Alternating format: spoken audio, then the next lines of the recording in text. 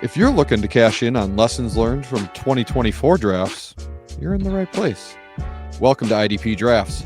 I'm Jake Kohlhagen, joined by Scott Soltis.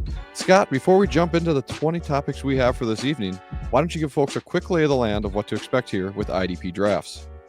Yeah, Jake, really excited to be doing this, man. I've been looking forward to this ever since, we started putting ideas together, and we've got lots of really good ideas for this year. So if you're interested in IDP best ball, this should be your home away from home. We're going to be talking a lot about IDP best ball. These 20 insights that we have for you tonight are all driven from best ball data from last year with an eye towards how you can leverage these points to help you win in 2025.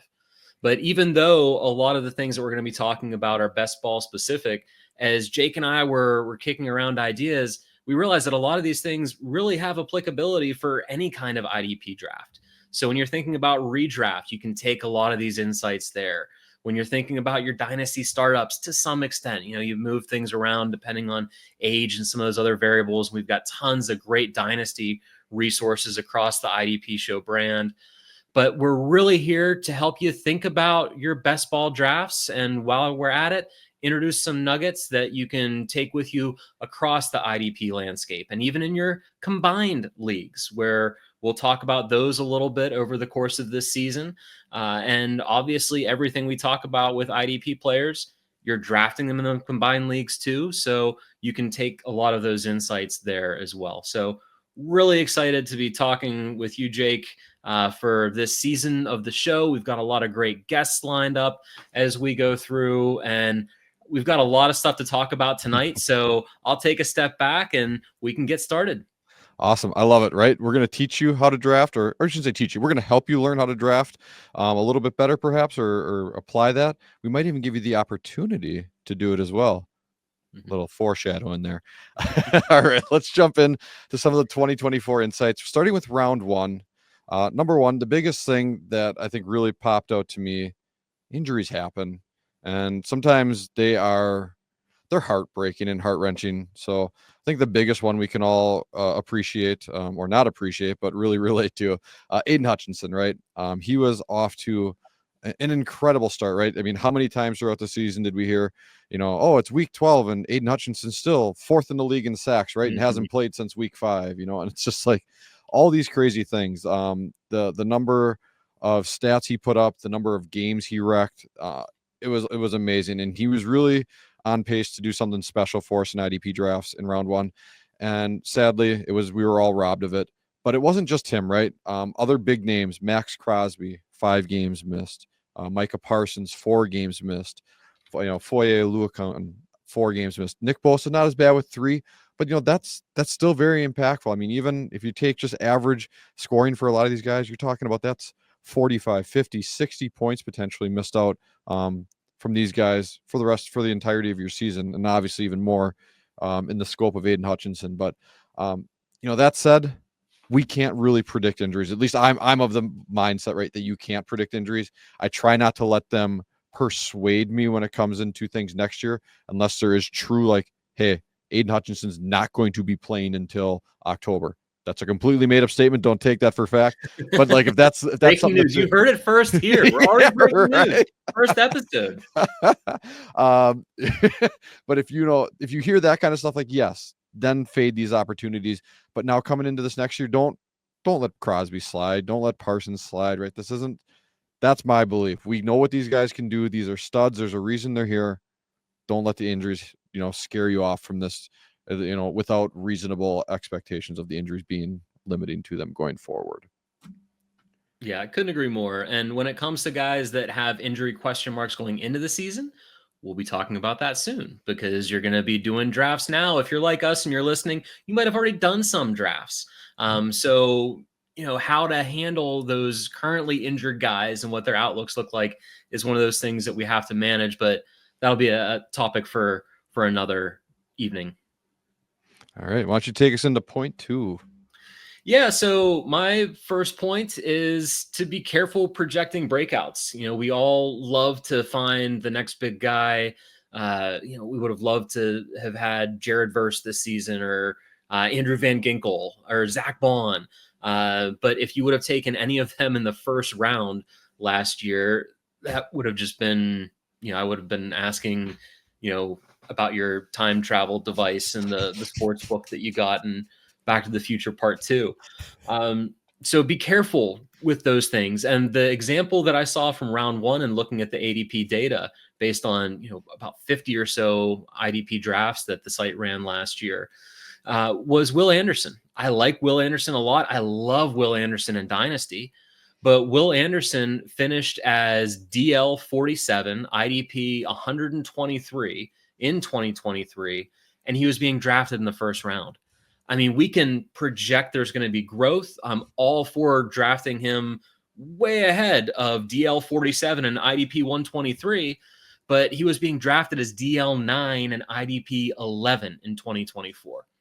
So as much as we like a guy, we love the tape, we love the draft capital, we love the long-term prospects, we're picking him over a lot of guys that have already done it and they're there, like Trey Hendrickson, Brian Burns, Daniil Hunter, and tons of proven linebackers that were there at the same time too. So be careful in trying to call that breakout, especially in round one. Yeah, I mean, this as a resident Texans fan, right? Like I can appreciate the love that I have for Will Anderson, but exactly this, right? Like the defensive rookie of the year title, I think maybe skews people's minds, right? He had a good end to the season as well. I think a lot of times, if he had big playoff games, that stuff stands out in our minds, and it allows us to view these things with a little bit of rose-colored glasses when we really shouldn't, especially when we're looking at round one. Because you know what? In round one, point number 3 here, don't get too cute, right? Mm-hmm. There is very little value to mine or to extract in round one, right? Like you talked about, Zach Bond was a revelation. Andrew Van Ginkel. I mean, we should have known from the hair alone, right? That much hair, he's got to have superpowers. I mean, look at us. But with that said, you can still get them later just because they were the best, overall player in terms of what they delivered fantasy points wise. That doesn't mean that that's how you construct your roster, right? Because you couldn't possibly know that was going to happen. And so with that said, when you're in round one, we got guys that we know what they can do. We know what they can deliver consistently year in and year out. We know the ceilings that they can unlock for us. Like lean into that, right? Don't like you said, don't get too cute. Don't try and predict that, or don't try and zig too hard when everyone's zagging. This is round one. This is where you play to not lose your draft, right? You're not going to win it here. Yeah, and the best example of that I've seen already, because I've done 4 of the D-up drafts with fast drafts already. Jared Verse has been a round one pick in 50% of those drafts. To me, that's getting too cute. He was DL 25 last year. If he shows improvement, he might be a top 20, might be a top 15. I mean, he may end up just, completely proving me wrong. But round one doesn't feel like the place to be taking someone who's just coming off of one good year as a rookie. And I think that might be managers getting a little too cute already. And a great example that I've seen in these fast drafts. Yeah. No, I mean, exactly right. I mean, sure, there is a path to where he succeeds to the highest levels, then that value's there. I think we're just saying, hey, that's probably the least likely outcome. Let's lean into things that are a little bit more likely. Yeah. All right. So jumping into round 2, look carefully at prior year's production. Yeah, so we want guys who have been there before. Ideally, especially in these early rounds, we want sort of proven value. One of the things we're going to talk about is when to take swings. I'm very conservative drafter. I don't take big swings in round 2. If we look at someone in round 2 last year who was a big swing based on the previous year's production, it's Khalil Mack. Khalil Mack was drafted as DL 10 last year, IDP 14. So just very early second round pick. And it makes sense because he posted insane numbers in 2023. He had 18 sacks, 88 pressures. That was his best ever in sacks and the most pressures he had in almost a decade. He had to go back to 2016 to see more pressures than that out of Khalil Mack.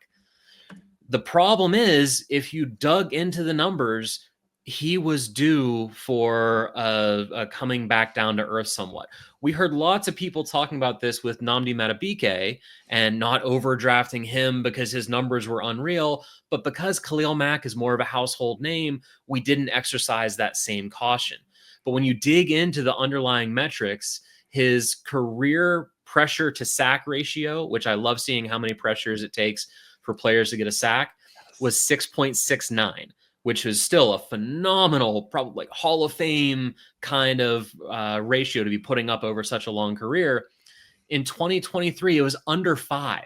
He was getting a sack for every 5 pressures he was generating, while generating the most pressures he had had in almost a decade. There were just a lot of red flags there that he was not going to be able to repeat that. So by production, absolutely. But look into where that production was coming from and how typical or atypical it is of that player before you invest early round capital in them. No, I mean you're spot on, sir. I really appreciate the take on that, and you really won my heart over even more with pressure to sack ratio. Like that is something every year I always like to see where the trend is. Right? You know, is it something where hey, pass rushers really spiked this year? They didn't, and it's just kind of interesting to see those overall trends at a macro level too, because it can kind of help not fully influence our decisions around those types of when you see those metrics or when you're looking into it on an individual player, but it just gives you idea of which way things are trending overall too. So you know whether to lean into it a little extra, right? Like it sounds like you smartly did with Khalil Mack here for 2024. Yeah, I had no Mac shares. I do tons of best ball drafts. Did not have Khalil Mack anywhere. Nice. All right. Well, this may sound a little redundant here, but talent will be trumped by availability. We look at round 2. There was a player in Kayvon Thibodeau that was consistently going in this area, 18th overall, best ball slot. And when you look at where he ended up delivering for us, well, it wasn't what we hoped for, especially middle of round 2. That it definitely left us wanting more, as he only finished with 130 points for us over 12 games, so a respectable 10.83 points per game, but the opportunity cost is what's the killer here, right? You look at players around him. You mentioned Brian Burns earlier. You talked about Trey Hendrickson. What a revelation! I don't even say revelation, but what an amazing year he just put together for us there. Zaire Franklin doing his thing at 293. It's a lot that can be lost there. Now, what did Thibodeau do with some of those opportunities? We saw several 20-point plus games, right? Mhm. So we know that the talent is there. Again, don't be scared off by the fact that he was unavailable this year, but we also have to be aware of, there's other options around us at time when it comes to, hey, we need to maybe construct this roster a little bit differently if we do feel uncertain about a player's availability. But the talent was undeniable for Thibodeau. It just unfortunately didn't get to be fully realized for us. I also was very disappointed in terms of what he did overall for a floor for us. 21 total tackles only, 9 quarterback hits. Those are the things where we'd like to see that up a little bit. So this could be kind of leaning back into your earlier point, right? People maybe thinking he could have been more, right? The younger talent with high draft capital, NFL draft capital. So we'll see where he takes us into year, 3 now, 4. Well, into the 2025 season, regardless. And this is probably someone I'm gonna start to fade a little bit with the floor, but know that the talent is there to deliver us upside, and he might be someone that we could look into in some of these 3rd or 4th rounds if that's where he ends up falling to. Yeah, and I think that's a great point to make too, that just because we might be saying fade these kinds of players or I've faded this guy. I mentioned I didn't draft Khalil Mack. If Khalil Mack would have been sitting there in round 4 of my best ball drafts somewhere, I would have snatched him up in a heartbeat because there was enough hope there that the talent was going to end up prevailing. So Right. I think that's a really good point that sometimes the market gets too high on people and they also get too down on people. And so it's always finding ways to extract that value. Agreed. All right. Yeah, so the looking at rounds 1 and 2 in aggregate, one of the things that we noticed was that if you are looking to have really that elite linebacker, you need to invest that draft capital early, or at least you're more likely to have success by investing that draft capital early. DL were outdrafted in the first 2 rounds, outdrafted linebackers 2-1. So twice as many DL were drafted as linebackers. If you look at the hit rates for both of those groups, and for hit rate for this group, I'm saying top 12 performance. So an LB1 or a DL1 is what we really want to get out of those first 2 rounds. 67% of the linebackers that were drafted in the first 2 rounds ended up as an LB1. Only 42% of the DL that were drafted in the first 2 rounds were ended up as DL1s. Also, if you look at the floor, the worst performing, holding injuries aside, so not counting all the linebackers and DL that missed several games, the floor was Ernest Jones in terms of linebackers, who finished 31st among linebackers in scoring with Big 3 scoring, and had 9 games with 10 points or more, which is sort of that floor that you want to see for your sort of last available starter. The worst option in that group for DL, Montez Sweat. Montez Sweat ended up as DL 67 and had 5 games of 10 points or more. Now, granted, a couple of those were like 19-point games, which are great for best ball, but he didn't put up as many of the big games as you'd want to see, whereas someone like Ernest Jones gave you a relatively consistent floor that you're hoping to get from those every down linebackers. So I'm not saying go out and draft Zaire Franklin #1 overall. For me personally, in those 4 drafts, plus another best ball draft I've already done this year, I have about 6 DL that I will take with a first 6 pick. And if those guys are all eaten up, then I'll start looking at the top available linebacker and then grabbing a DL on the way back in round 2. So just don't feel forced into getting it, because you're going to start taking a little bit riskier picks if you're just have this mindset, well, I got to walk away with 2 defensive linemen with my first 2 picks. You might be passing up on some elite linebacker talent. No, that's such a good point. And I think, well, it speaks to 2 things, right? Like earlier we were talking about, you like to be a little conservative in your drafts, right? So you're like, hey, I got these guys that I know are going to have all the opportunity, right? Volume tends to be king for us in IDP. So if you got a 3-down linebacker, I mean, that's beautiful. Now you talk about, now there's these high-end 3-down linebackers. There's clearly a tier drop-off as we move through some of these lists here for these guys. And right, if you can tap into that, I mean, that's every week, 10 points, 15 points, like just like clockwork. That's huge, right? That goes a long way to winning, if it's an individual week, to winning season total points, right? Like you need to have that there. And I totally agree with you, right?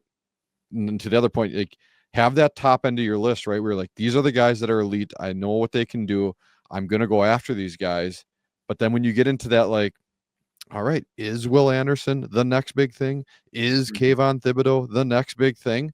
Well, they weren't this year. Not saying they can't be, but what could have been, right? Like you said, even with Ernest Jones in some of that worst case, but then we talk about some of those big hits with Zaire Franklin or others in that linebacking space. So I'm totally on board with you. It makes a lot of sense, and I love it. And it's a great understanding to have as far as roster construction goes, moving through those first 2 rounds. And it also frees you up later too, because if you have a couple of linebackers who you can pencil in for 10 points a game, then you don't have to draft as many of them, because you have those safe plays. So then you can take more of the DL and more of the DB dart throws even earlier to try to build more of that variability for yourself. I love it. All right, moving into round 3, we got some insights here. We've seen this before, and so what I've seen before is when you look at some players like Jonathan Grenard and Alex Highsmith, these are players now, right, that we're starting to get past some of those elite household names, but we're getting into a range where we quickly have seen players perform at strong levels, high levels, or even, a little bit of high level plus some indication for more for us. And Grenard and Highsmith are 2 that really popped off the page for me here. You look at what he did in 2023 in this first year he was given a full-time opportunity as an edge rusher, 230 points for us, over the course of a season. What did he go ahead and do this year? He built upon that, right? 261 points for us. And that's at this point, that's what I still want to lean into, right? Like, hey, now we can start shooting for some of that upside a little bit, right? Like, hey, Grenard has shown us that he can be an effective pass rusher in both on-field production as well as PFF metrics and other type of stable things that we look at to understand whether this is real for us for IDP. And then, hey, now we've kind of established ourselves in the first 2 rounds. I'm going to take a shot at Grenard, right? I'm going to take a shot with Highsmith, and I don't want to use the term reach here, but I can build out my roster this way with a little bit more upside and really start to begin that extraction of value in different places, right? So, Highsmith for us, right? Looking back, even 2022 when he started getting again heavy rotation, PFF metrics really started to look stable and good for him. 250 points. 2 seasons ago it was all down to 200, but again in the 3rd round, that's very valuable to your roster week in and week out. And then this last year was at only 147 points for us, but he also only played 11 games, so the availability did hurt us. But when he was there, he was giving us the exact kind of numbers we'd love to see out of someone in round 3. Yep, couldn't agree more. There's just lots and lots of value to be had there. Although Greener did scare me a little bit last year because he did just have that breakout, and kind of like with Khalil Mack, except there was more of a track record with Mack. With Greener, I faded him a little more than I should have last year. This year, I'm seeing him faded more than he should be. I mean, he's going as DL 12, 13, 14 in a lot of the drafts that I've been doing already. Yeah, and you love the consistency, right? He's staying in the same system. Flores is presumably still going to be there. I haven't heard anything about him moving on anywhere. So you love to see that stability for these guys. And it's funny, I got to call back to like when Grenard broke out with Houston a little bit, right? In 2022, he was very, very heavy in his efficiency. So he was very minimal pressure to sack ratio. Speaking of the stat you were looking at or talking about earlier, and it gave me pause, right? Like I was concerned. I didn't think he could do it, but you know what he did? He proved us all wrong. And so now this last year, I went ahead and I leaned into that. Like he's shown us what he can do on the field in a full-time situation. We can start to trust that now moving forward.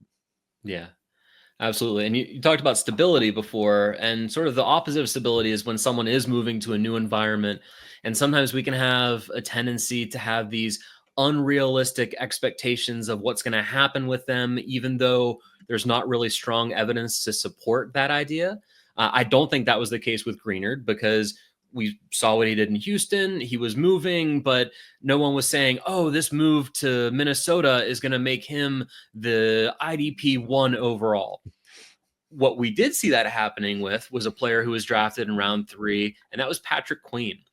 A lot of people saw Patrick Queen's phenomenal career year in 2023 and that he was moving to the Steelers that have this long storied tradition of linebackers, and thought, hey, he is going to be an LB1, if not the LB1.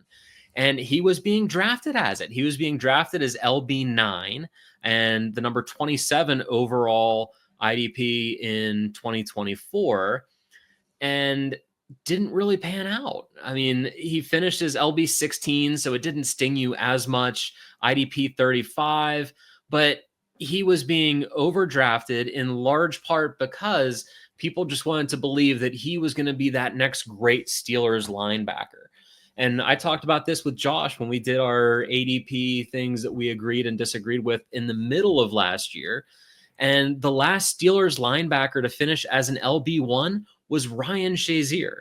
The Steelers under Mike Tomlin have not been a productive place for middle linebacker production. Of course, if TJ Watt and Highsmith and Herbig are considered to be, linebackers in your league, then obviously you can say, well, what about those guys? But the middle linebackers, those 3-down linebackers, just have not been profitable roles in Pittsburgh.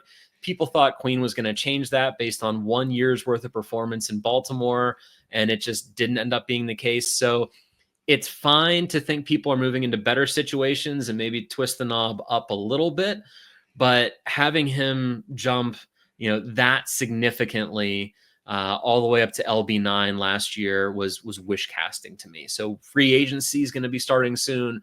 I'm sure we're going to see ideal landing spots for some players, but just careful how much you let that change where you're going to take them.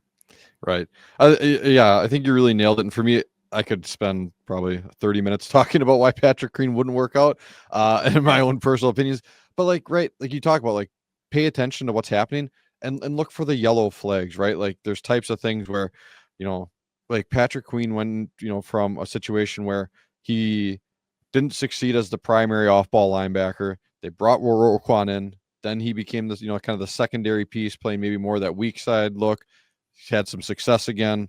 It's very blitz heavy. Is he going to blitz a ton in there, especially if he's the primary off-ball? Like, there's just so many of these things, right? And so all these yellow flags, I won't call them red flags, but those are the things you got to pay attention to, so you don't just, like you said, get into this situation where you're projecting all this potential upside without really understanding what's kind of going on there fully. Yep. All right. Well, when we look at, these first few rounds here, you know what? We still don't need to take those big swings yet, right? We're still going to see in some of the upcoming rounds here, even some of the bigger ones, definitely a chance to find ways to extract value. But here, don't go reaching big time, right? Like Queen almost became a pretty big reach. He ended up doing all right overall. Like you said, he finished still in the top 24 for LBs, but I mean, that quickly could have been a lot worse if any other linebacker there had stepped up, right? I mean, they really only had Queen, and so he became a product of maybe his situation a bit more than he should have. But again, Grenard, Highsmith, even others like Alex Singleton and Bobby Wagner, these guys getting drafted here. Bobby Wagner has scored over 220 plus points since 2016. Like, talk about the model of efficiency and stability and predictability.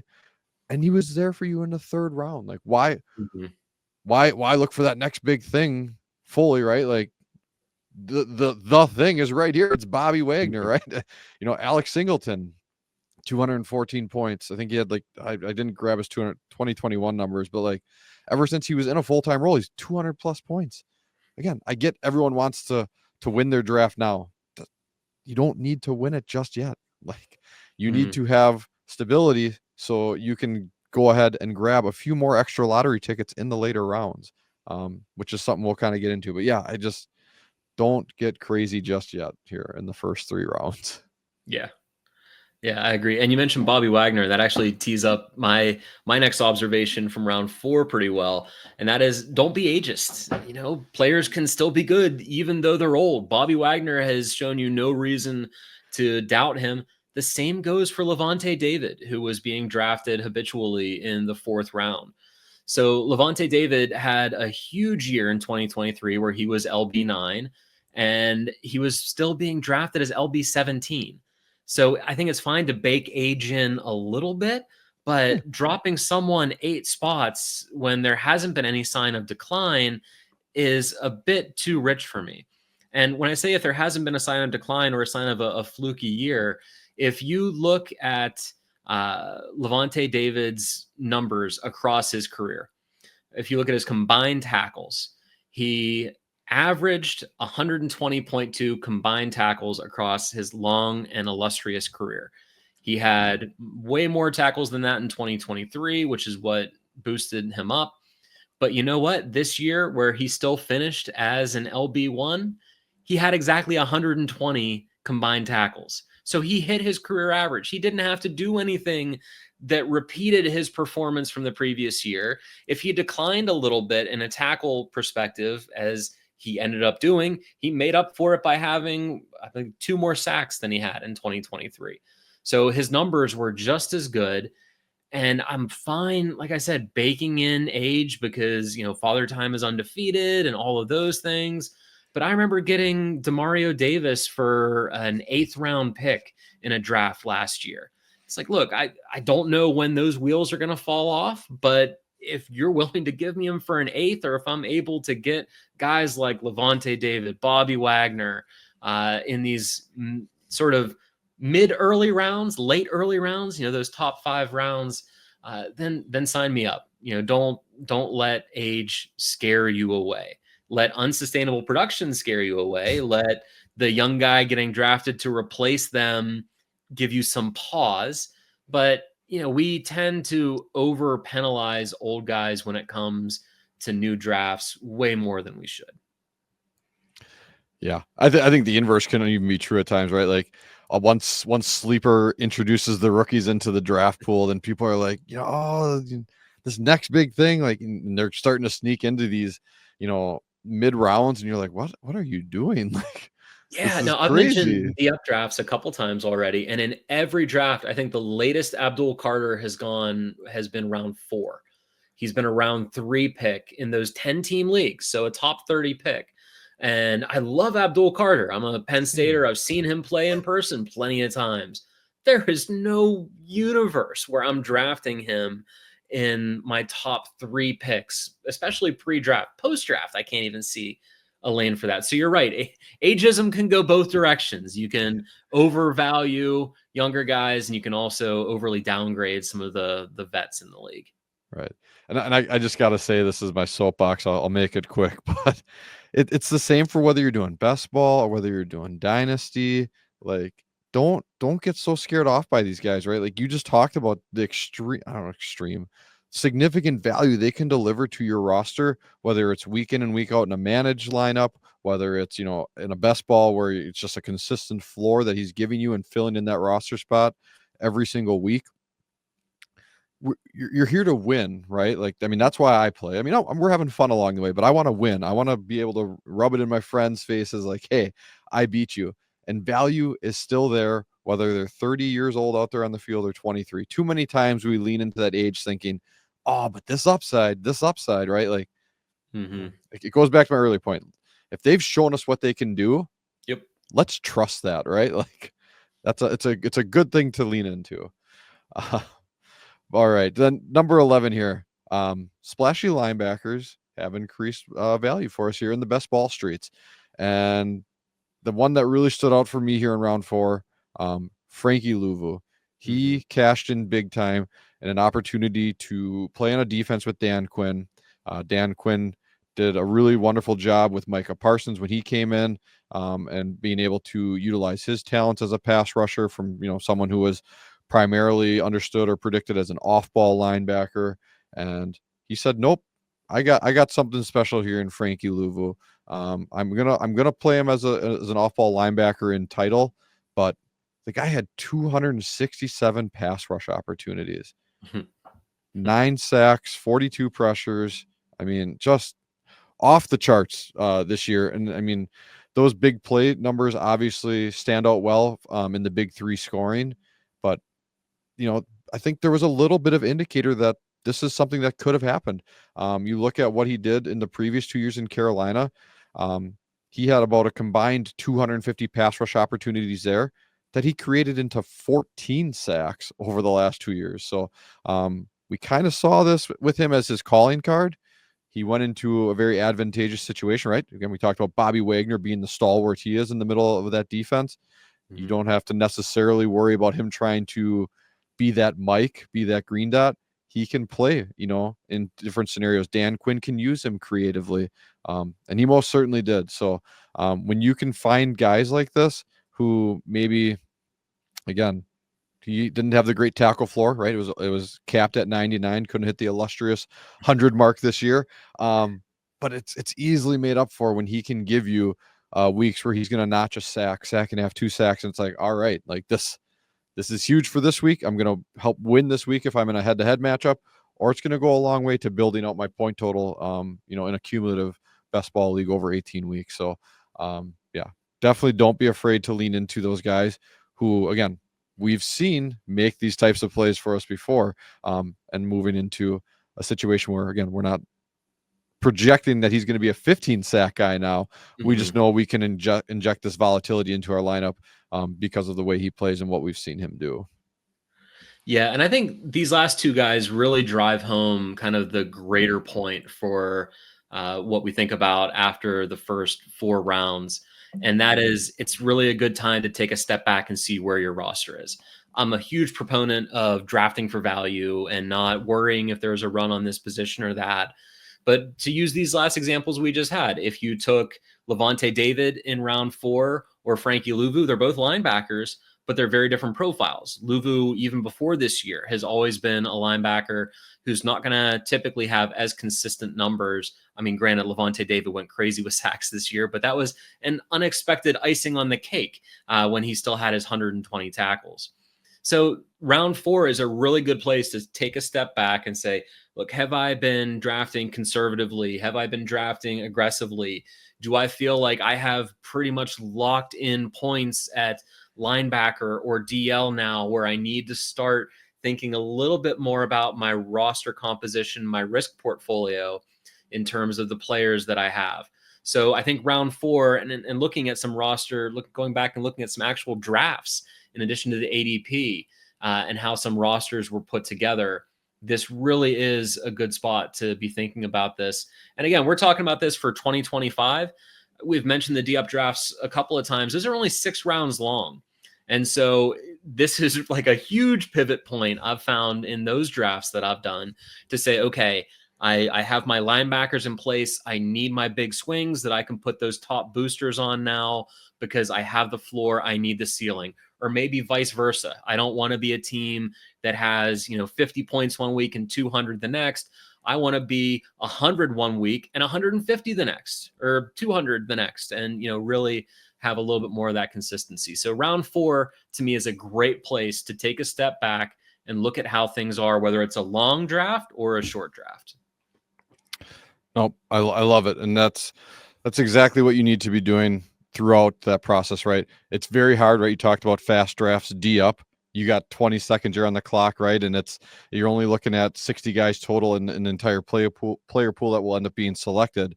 But having these thought processes and these thought exercises ahead of time help you be able to respond, fluidly and quickly in those situations, right? Like, clearly these are the guys I want to get. Okay, I got them.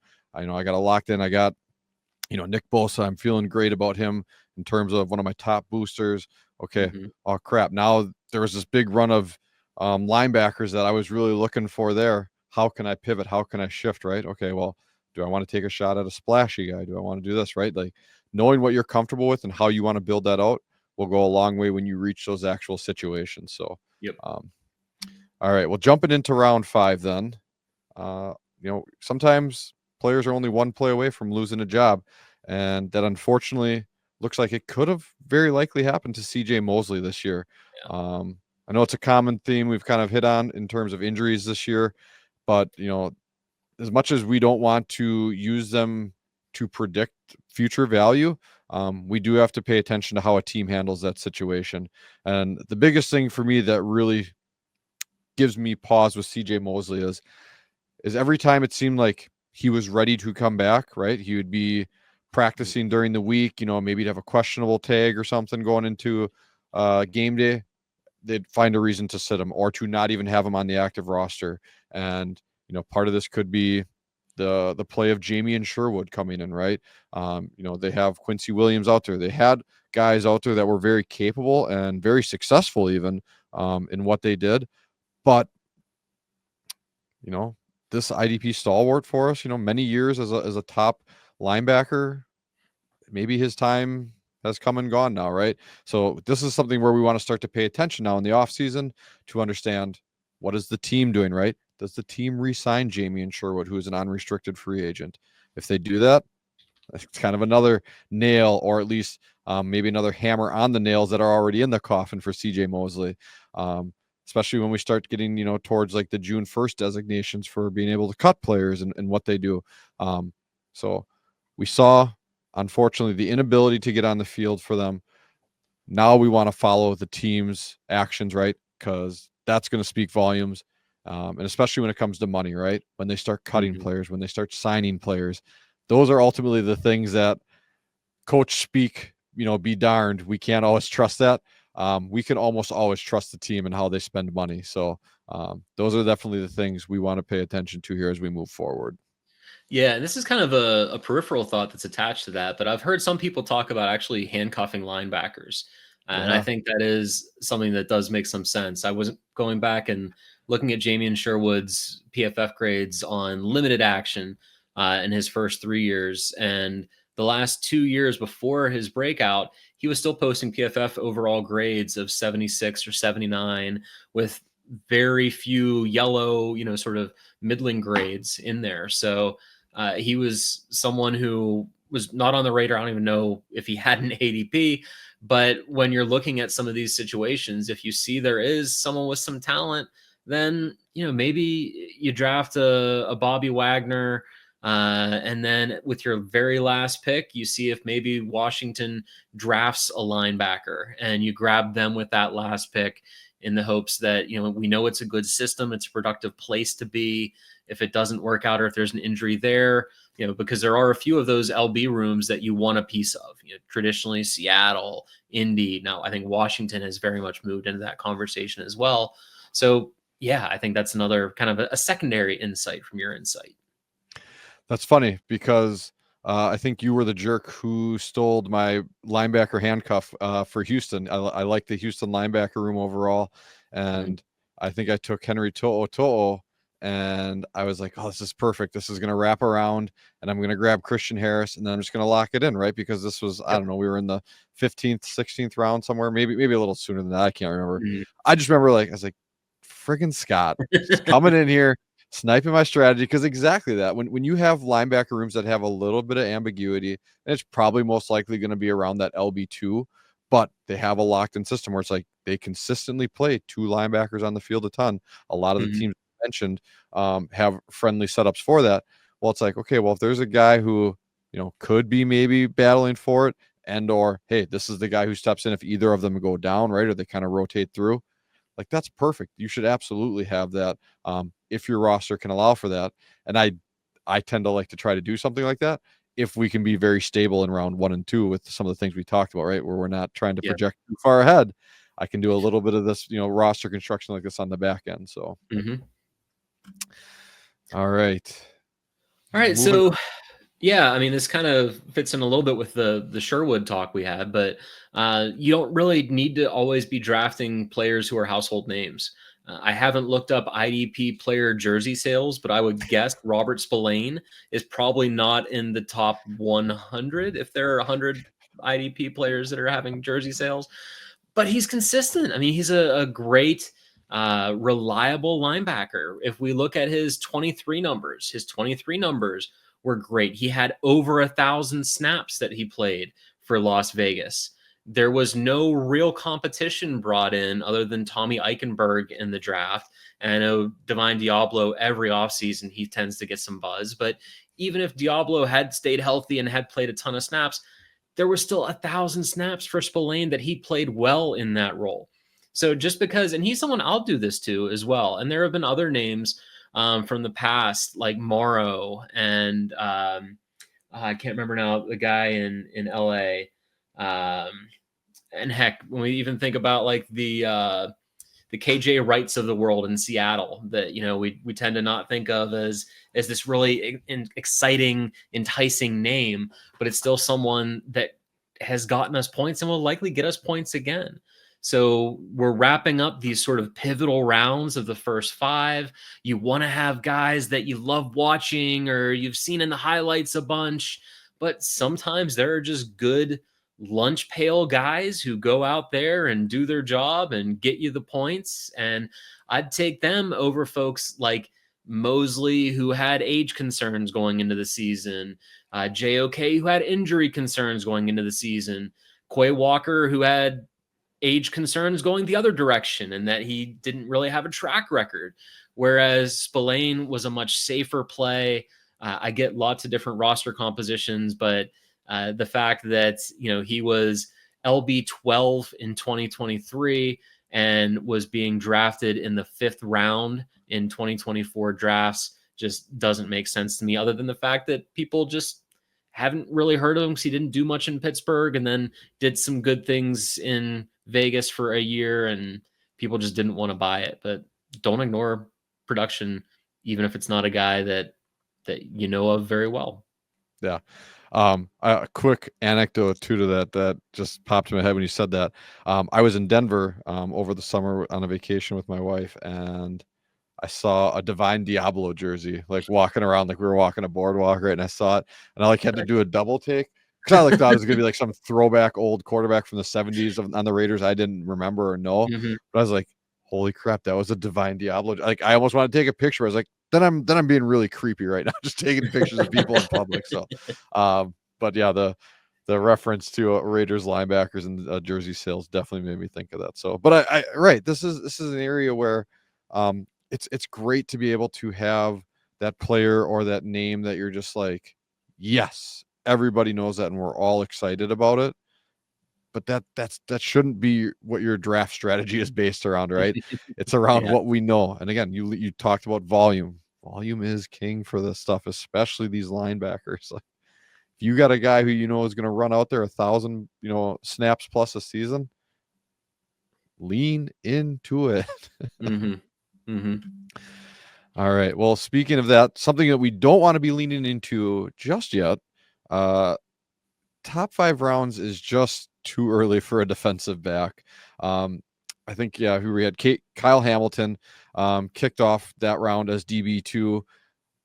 I mean, we went ahead and drafted another DB prior to that as well, just, for those not following along at home. But it just doesn't make sense to be doing this yet, right?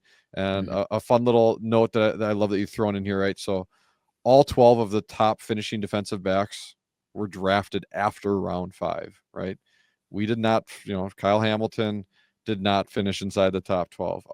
I'm blanking on who we had as DB1. I don't know if you have it in your notes It pulled up, was but Antoine Winfield. yes, you're okay. Yep, Winfield, and did not finish as DB, 1 through 12. It's like this is just, it's too early.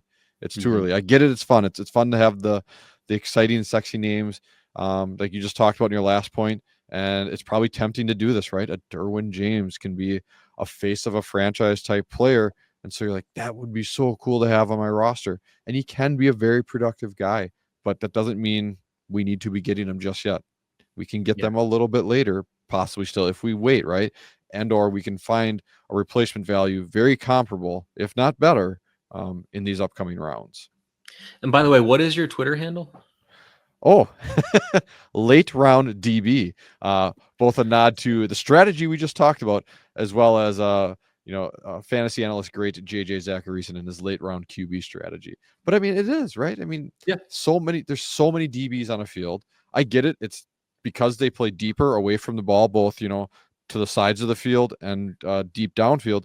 It's less likely they're to be interacting with the play or with the ball. But there's ways we can find that value, or we can find those interactions, right? And regardless, again, if we're talking best ball format, we can just build our roster out so we can take some of those throws and we can manage it through some sort of amalgamation of these cornerbacks and defensive backs to get us our value still and make this a strong roster top to bottom. So Mm-hmm. yeah, just yeah, good call out. I completely didn't even call out my own nod there. So thank you, sir. I'm All saying right. it's on brand. I love the consistency. Right. All right. Yeah. Let's dive into some of the mid round insights. And when we talk mid rounds, we're talking round 6 through 12. Yeah, and speaking of things that are on brand, the very first thing I started doing was writing streaming defensive tackle articles. So I just want to highlight that there is lots of great defensive tackle value to be had in these mid rounds. So even if you're playing on a platform like Sleeper that considers defensive tackles and defensive ends the same players, which I can't stand. Like, I love 5 IDP positions, but if you're playing in those, there is a natural tendency to draft edges because they tend to score better. But that doesn't mean there's not a lot of really, really talented defensive tackles that are still on the board in these rounds. In fact, last year, there were 3 defensive tackles who finished in the top 12 in DL scoring, so combined defensive tackles and defensive ends. All 3 were drafted in round 6 or later. They were Cam Hayward, Zach Allen, and Leonard Williams. So there is a ton of defensive tackle depth that's available in these mid rounds. Lots of great household names and lots of guys who have done it before. I mean, it's not like Zach Allen came out of nowhere. He was DT 13 in the previous year. He was DT 13 in scoring, and Leonard Williams was DT 14. So these are guys who are household names, but there's a lot of depth there at defensive tackles if you're not scared to go towards the middle of the defensive line for some of those DL spots. Yeah, it's not sexy, right? Again, because it's not the the big splashy plays always that we expect to see that usually comes from our edge rushers. But it makes me think of a league I'm in with some of the IDP show guys, right? And it's like we start 5 defensive linemen, and I got Christian Barmore, I got Jeffrey Simmons, I got Quinnen Williams, right? Like, give me some big boy beef up front, right? Like those guys deserve love, and you know why they deserve love? Because they deliver for us, even in managed leagues, best ball leagues. So, absolutely, we need to be looking at these guys and giving them consideration.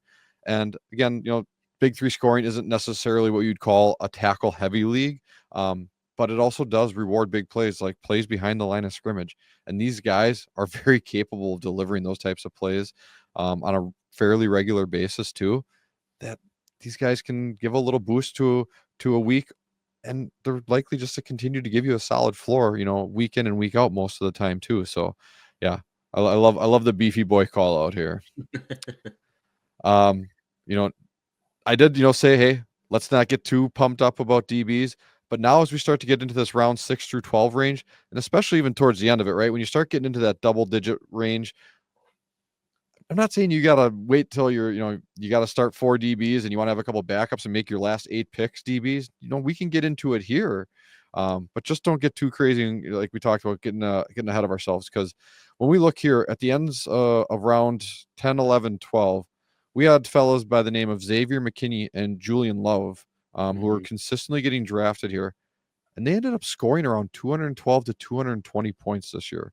I mean, we were talking about guys where we're like, oh, Ernest Jones was giving us, even on, some lack of games, everything, you still give us around 190, 200 points. And it's like, you're talking about a guy in the second round. Now you're talking about plugging in similar production that you can, I don't want to say easily ascertain here, but I mean, we knew what Julian Love was likely to do in that defense in Seattle. We've seen Xavier McKinney be a playmaker. So maybe it's not the level of consistency that we expect from a defensive back. I mean, it helps when you have 7 straight games with a pick or whatever he did this year. But that's on brand for him to make big plays like that, even as a safety who tends to play a little deeper at times, or maybe more than we'd like. This is where you go in and you start to dip into those waters, right? And maybe not as cool as Brian Branch, maybe not as cool as Antoine Winfield, but this is what makes the most sense for a roster construction, especially if you want to be able to realize the value of those bigger names early on that we kind of talked about in rounds 1 through 3. I also looked at, there's still plenty of, strong opportunity linebackers in this situation as well. Blake Cashman, Demario Davis, who you affectionately referenced earlier, Jack Campbell, who we weren't maybe as sure about, but he really came on this year and took that role. But if you're taking a shot on Jack Campbell in the 8th, I mean, even if he ends up being a 70% linebacker for us, he'll probably still find a way to be relevant for you sometimes. But he was more than that, and it was a huge value for us. And if we want to talk about huge values in linebackers in this range, I don't think there's no bigger than Caden Ellis this year and what he delivered for us. And he didn't show us that he had that in the prior years in terms of a full body of work, but the upside was there, right? He was used in pass rushing situations in New Orleans 2 years ago and successful. He got a full-time role, even though there was Troy Anderson and Nate Landman and all these other guys. It was like, who's going to be the guy, right? There's all this uncertainty. He showed us he's going to be a 3-down linebacker. He showed us he has pass rushing upside 2 years ago.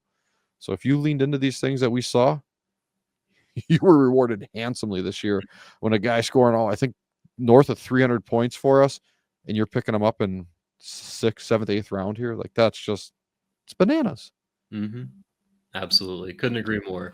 We'll get to my last point in a little bit, but I do love taking my first couple of defensive backs in the later half of the mid rounds. I'll start to sprinkle one in every once in a while to make sure that I have at least a little bit of consistency. Those are 2 really good safeties who we would have expected to put up some decent points. I can fill my roster with corners, but I'm going to have a lot more variation week to week. I like to at least have a few of those safeties that are a little bit more reliable. And like you said, they were great guys who you were able to get pretty late, and pretty happy that you did. Mm-hmm. All right. Well, let's shift into our last segment here, the later rounds of 2024. And when we say later rounds, we're looking at rounds 13 through 20.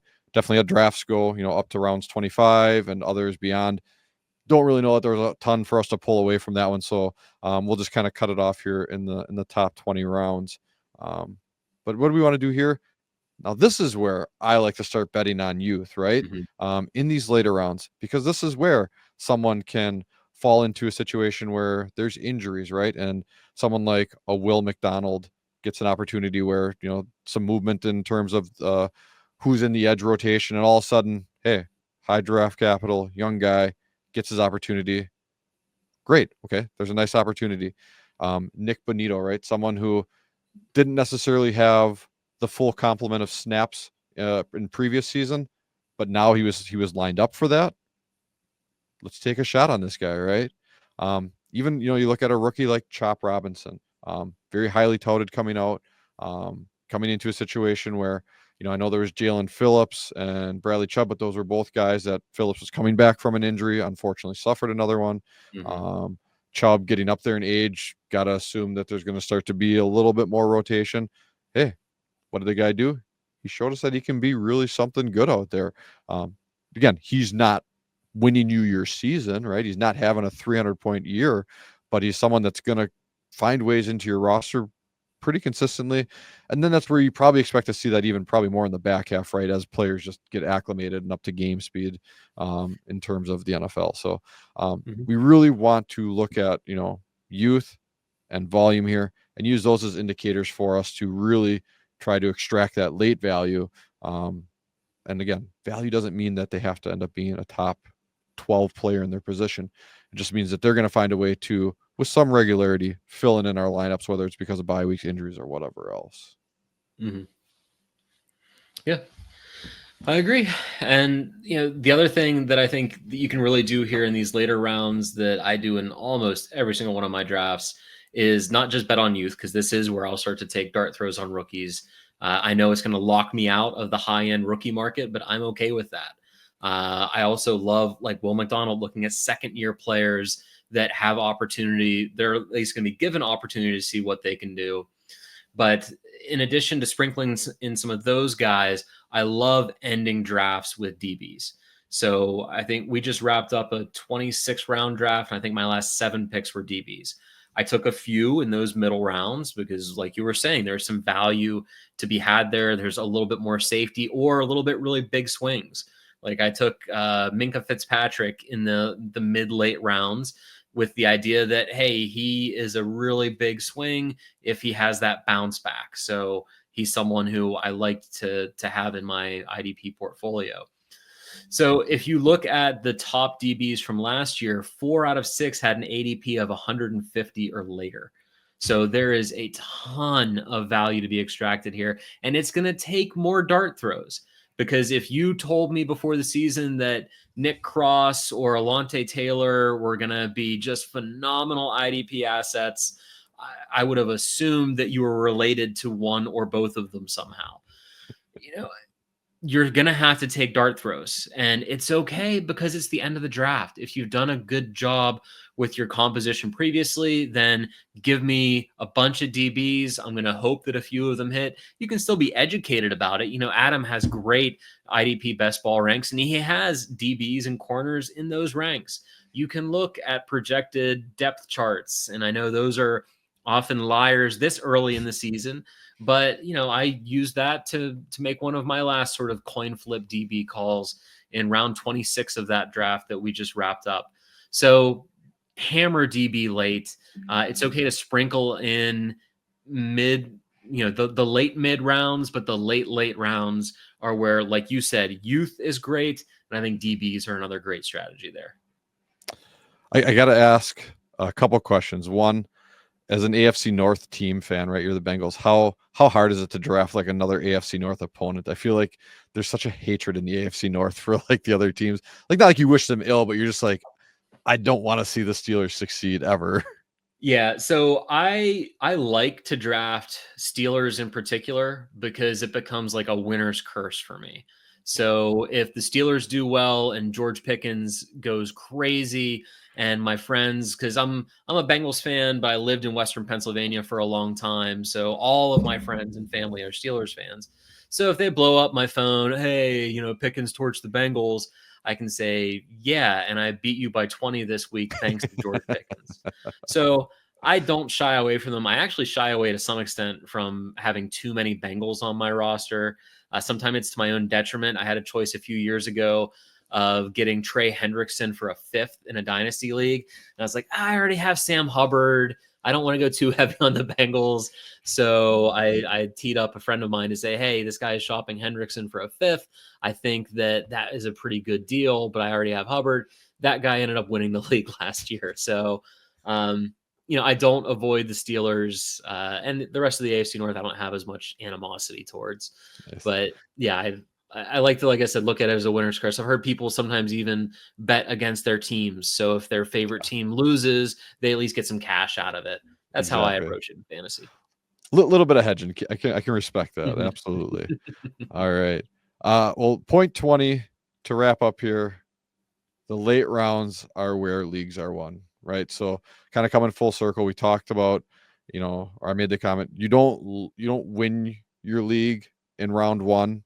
I mean, you can make sure that you don't lose it by not getting too cute, or doing something really crazy in that regard. But like you said, you talked about if 4 of the 6 top DBs having an ADP of 150 or later, right?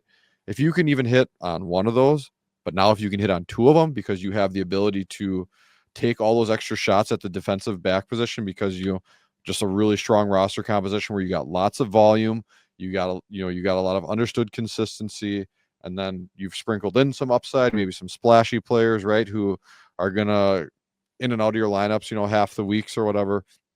You can really just focus on trying to find and align most of those as much as possible for that. So I really couldn't advocate this enough, right? Like you really got to understand what you're drafting in these late rounds.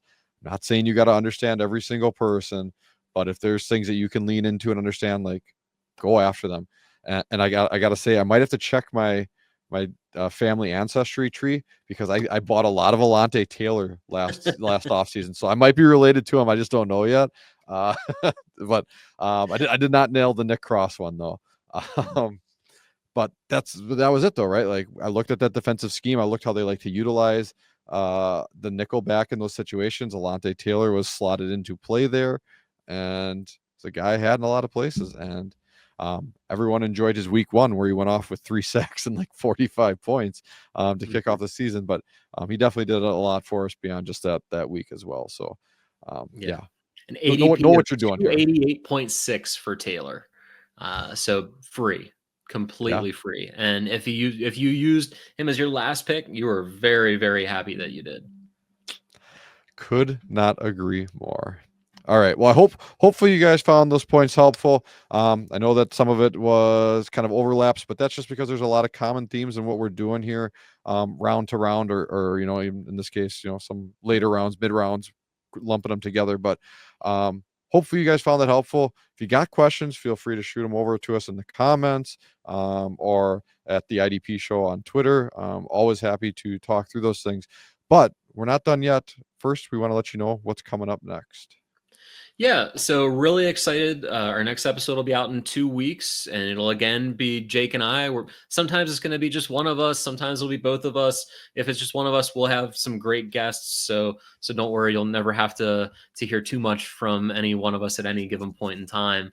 But I wanted to talk a little bit about our next episode, IDP question marks. So if you're doing these early drafts, if you've listened this long, if you're at an hour and 3 minutes and you're still engaged, you're drafting now. I would wager almost anything on it.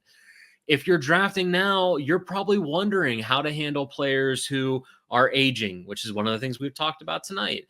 Players who are pending free agents, players who have demanded trades, players who are coming off of serious injuries. And we're going to talk about players in each of those categories and how we're approaching it in the drafts that we're in. So looking at maybe some ADP from the very early drafts that are taking place, looking at Adam's wonderful best ball rankings to get a sense of if this uncertainty is baked into the cost, if people might be still overpaying based on our estimation, or if there might really be some value to extract in some of these guys. So we want to help you be better drafters. And if you're drafting early, you're dealing with a lot of uncertainty. And speaking of drafting early, one of the other things we're really excited about with this show is with the launch of every episode, we're also going to be launching a draft. So this first draft that we're launching is going to be a combined draft. So it has 8 starting offense, 8 starting IDP, 16 bench spots, fully best ball. It's going to be on Sleeper. It's only $5. And the reason for that is we want you to have skin in the game. We've talked a lot about ADP here. We were able to build that ADP, or the IDP show was able to build that ADP through a lot of these small best ball tournaments. So help us to build the ADP for next year, and that we can analyze mid-season to see changes and trends and how things are looking and moving. I suspect also if you hop in the draft, you'll be there with both Jake and I, but you might see some other familiar names and faces, given how much I know a lot of folks affiliated with the show love to draft. So the Sleeper link will be sent out either with the article or with the podcast this evening. You could also look at Jake at Late Round DB. I'm Professor IDP. I'll be sharing them there as well. So the first 12 who get in with the two of us, I guess there's 10 spots left at the moment, can hop in and draft with us. I love it. I'm excited. I'm really, really awaiting you to snipe me at every turn somehow, because it's already started in our first IDP only best ball draft that we've kicked off this offseason. So, that said, if you love what you heard here tonight with us, please subscribe to the YouTube channel here. We also have other shows. We have the IDP show, the flagship brand here for us. We have the IDP after show with Jace. We have the IDP trade show. We have IDP bets. We got everything. We got you covered across the board. So check in with all those. We'll see you guys every couple weeks here throughout the off season, and look forward to bringing you all kinds of cool content. If you'd like to show your support for the show beyond just these channels that we have here, or if you're listening to us on whatever podcast platform, you can also just go over to theidpshow.com, and for just $5 a month, so $60 a year. That's cheaper than pretty much any other service that's out there nowadays. And there's all kinds of subscription and streaming services that are out there. So this is a great value. All kinds of premium features for these paid supporters. And, also feel free to follow us over at the IDP show on Twitter as well. So thank you guys for listening.